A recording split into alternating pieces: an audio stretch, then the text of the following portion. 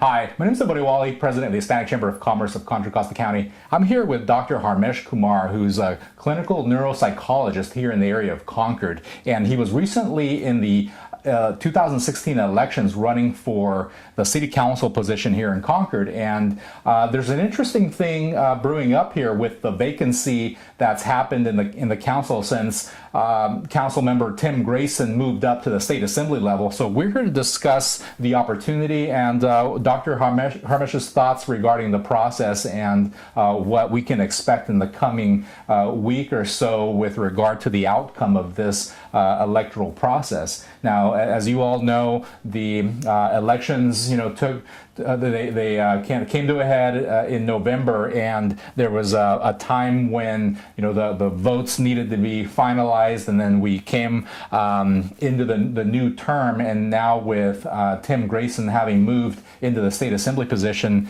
the hot topic around Concord City Council is what to do with this vacant position. Dr. Harmesh, can you tell us what your perspective is on this, what the opportunity is for the city of Concord, what's at stake, and what you'd like to see the outcome to be? Yeah, thank you, Virgil, and you have been very kind, and we have met before, and you have been able to bring me to closer to the people in the city of Concord through your time and efforts and all the good work you do for the Hispanic Chamber of Commerce and for all of us, actually, small business owners here in the city of Concord and around the area. What is happening right now, as you said it rightly, that I came and third runner-up in the third highest vote getter. The highest votes were with the Carolyn Obringer. Mm-hmm. She got appointed. Second highest votes were with the Eddie Bursan. He got appointed. Mm-hmm. Now the third highest vote getter is me. Mm-hmm. So now it is the term when the third vacancy came, legally and fairly it should come to the person who got the highest vote getter. So basically you're next in line. Next in line, okay. And people, those who are spoken, people, those who have voted for in the election. The public has spoken. Public has spoken, and public should be respected. Okay. Like with Donald Trump. We're not, even though people are not happy, but we have to accept the decisions. Yes, he's our president, and we need to respect the kind of the position of the presidency. Sure. And the same thing here in the city of Concord.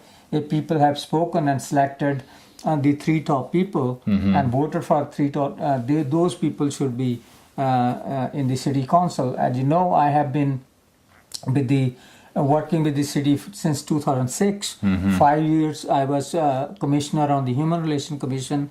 Then I was appointed chair of the commission. Then for 5 years, additional 5 years, I served on the Mayor Q committee with the city of Concord. And I have served on various non-profit boards here in the city of Concord, including Monument Community Partnership at that time. Now it's called Monument Impact. I started on that board. And there are many, many other things. I started the Hume Center in '93 here in the city of Concord, a non-profit mental health agency which is providing services to the low income and people who cannot afford mental health services. And we have seen over the years that in the city of Concord, we have too many homeless people in the city, and we need to do something about that. Our housing market is going up. And we have many people, those who can't afford to buy a house. Even the kids, parents, whose kids are born in this city, they cannot afford to buy a house here. So we need to bring somebody who is a champion of human rights, champion of affordable housing, champion of small business owners doing the good work, champion of the disabled, champion of the for the city of Concord and for the families, those who live in the city. And we need to appoint somebody like that. And with my skills, with my experience, I don't think anybody is there in the city council who could have equivalent to my skills, what I have done. It's not only that I'm talking about my education, I'm talking about my practical experience over the last 25 years in this city, in this area, so that I could I have made a positive impact on people's lives. Sure. And I'm going to do more if I'm there. Yeah, so clearly you're a staunch supporter of the community, and you Yes. clearly feel that you are qualified for this post, and most importantly, the people have also spoken and have voted you, and according to the polls, you to the elections process, you came in third. Yes. And so now that this position has been vacated by Council Member Tim Grayson moving into State Assembly, you should be next. So help us understand what this other perspective is that is maybe creating some polarity. I mean, why would we even be in this conversation now? And what are some of the things that are kind of involved here? What are all the moving parts? The moving parts, as I have mentioned on my Facebook post, that people have spoken. Even President Obama, when he mentioned in his farewell speech that once we ignore our people's participation, and once we ignore the ethical community member, those who want to serve the community, and they have come to the surface with hard work, once we ignore that process, then with our own electoral participation, we are the one who elect those people. If we are not being listened to, or we are not being respected, then the whole process becomes very unfair, and it becomes very kind of tainted. Sure. And that's what is happening now. As you know, Eddie Bursan, one of the city council member, even during the election, he has announced that he will support anybody who will be a third highest vote getter, 70% of the last person who got appointed. Sure. And he is clearly very transparent and very fair. And we need leaders like him in our community, those who tell you as it is. And that's why he got elected second time. But we have other leaders. Two of our city council members, they don't see that way.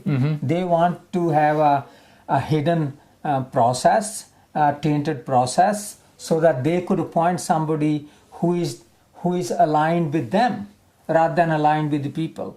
So is there actually something that is inherently wrong in the way that the legislative process is being handled, or do the various stakeholders that are in the city council acting within their own rights? I mean, is there something that's already baked into the process that they're working within, or do we need to go in there and change something? No, there is nothing to be changed. There is nothing in the legislation that they cannot appoint the highest vote getter. They're allowed to. They're allowed to appoint whoever they want. They are allowed to appoint whoever they want, but people have spoken. Okay.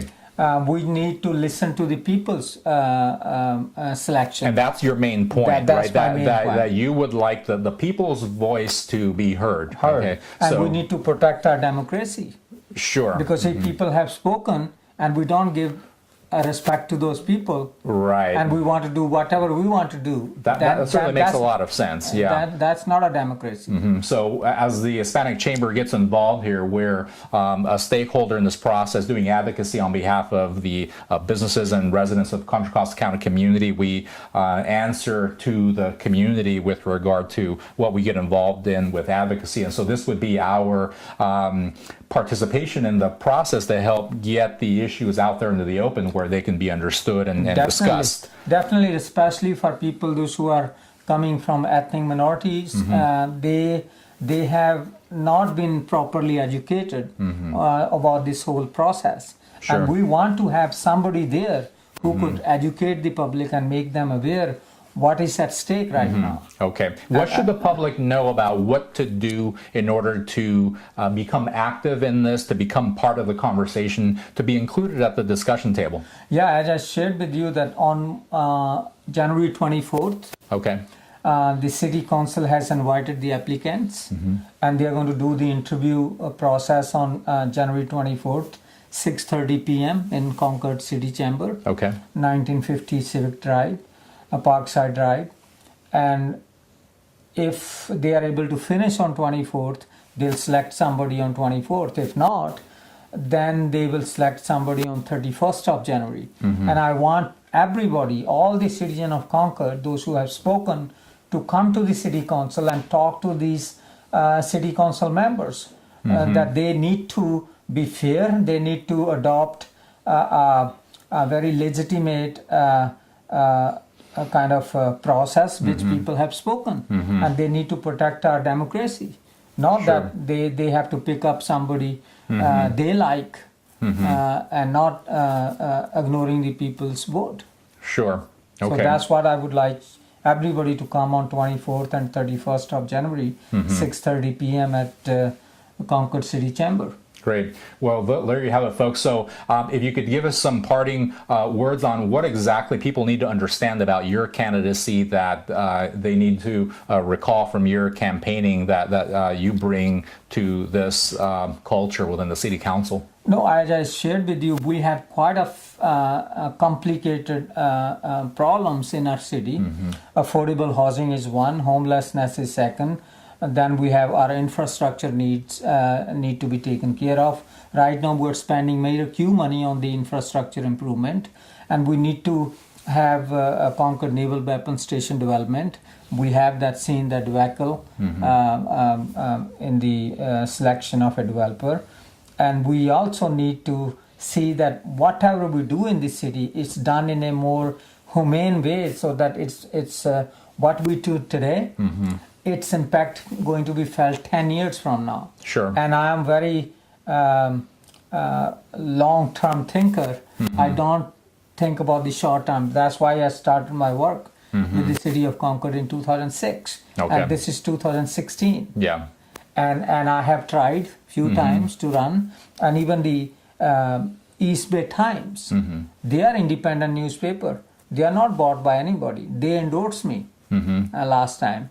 And they endorse me because they know that I have become more aware of the needs for the city of Concord and what needs to be done. We have unfunded liabilities which are not paid for. Sure. And we need to have a balanced budget. And I could work with the city council, other members, to really create some long-lasting budget. And we also need to create a 4-year degree university here in the city of Concord. I did bring some group from India to talk to the city, but at that time I was not being listened to, and now if I go there, I will be able to bring more resources to the city of Concord. Sure. So you're certainly bringing the diversity vote into the whole city council culture. So and also, as you know, I started Spring Festival 14 years ago in the city, to bring all the ethnic communities together, because everybody need to live in harmony, and that's our goal. Sure. And concordance in harmony. So that's what I will bring, and I'm not a newcomer to this kind of thing, and I'm not kind of afraid of any challenges. Sure. And I have faced quite a bit in life, and I'm going to face more. Sure, you're looking after the good of the whole. And certainly the Hispanic Chamber can empathize with that approach, because being known as the Hispanic Chamber, the misconception is that we're focused primarily on the Hispanic constituency. However, our true focus is the 1.2 million residents within the county, and the advocacy that we do on behalf of that community, which we've actually been doing for 30 years now, coming up in June. So we thank you for your effort, your commitment to doing all this positive work within the community, and we wish you a successful outcome in this process. Thank you, and I want to thank you, and again the Chamber of Commerce, Hispanic Chamber of Commerce, for bringing this to the public arena, this issue. And as I shared with you yesterday, I saw that movie Hidden Figures. Sure. And in Hidden Figures, what people did 1961 and beyond, and they are coming out now, right? And we need to bring those kind of positive things, what our country has gone through, how we evolved, right? And now this is the time that we need to embrace the diversity. We need to embrace the cohesiveness and collectiveness, and so that we could become a whole. As you said, Hispanic Chamber of Commerce does not even cater to the Hispanics alone. It catered to all the citizens of Contra Costa County. The same thing with us. I happen to be born in India, but it doesn't mean I'm not American enough. Right, sure. And you are not American enough, being from a Hispanic background. Even though some people would like to tell people that we are different, but we are not. We are all American. We are all into it together. And that's what I want to convey to the all citizen of Concord. And thank you once again Thank you, for Dr. Kumar. spending that time with me. Thank you.